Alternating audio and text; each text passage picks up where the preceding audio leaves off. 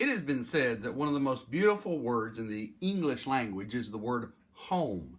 It conjures up all those great memories of the thoughts we had of growing up and the people that we associate with that wonderful place that we know as home. In John chapter 14, Jesus is preparing his disciples for his departure, but in preparing them for that momentous event that would leave them by themselves, at least for a little while, he also wants to remind them that he's really not leaving them permanently and that they will still have a place that they can call home. In John 14, beginning in verse 19, he says, "In a little while, the world will see me no more, but you will see me." He continues in verse 20 by saying, "At that day, you will know that I am in my Father, and you in me, and I in you.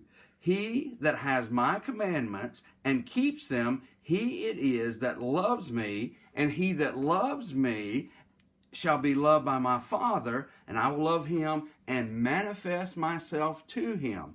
Jesus has just laid a lot of information in just a couple of sentences in his apostles' laps.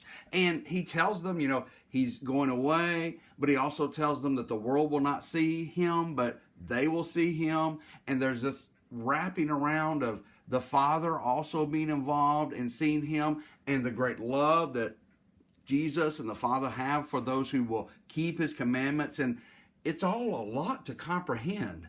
And so in the next verse, the Bible tells us Judas, not Iscariot, asked Jesus a question. In fact, in John 14:22, he says, "Lord, how is it that you will manifest yourself to us, but not to the world?" This is where we get into the point that Jesus reminds them, you're still going to have a home, and there's still going to be people there that you love.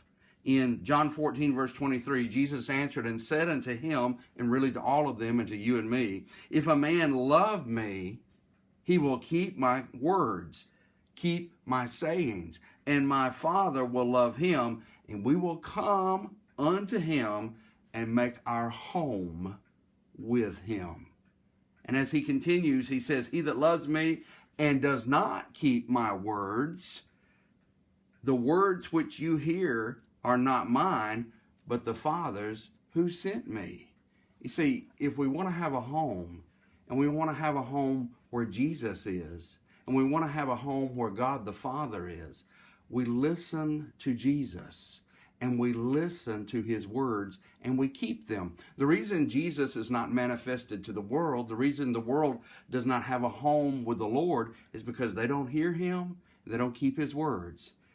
We, as followers of Jesus, want to hear him, keep his words, and have him in our home.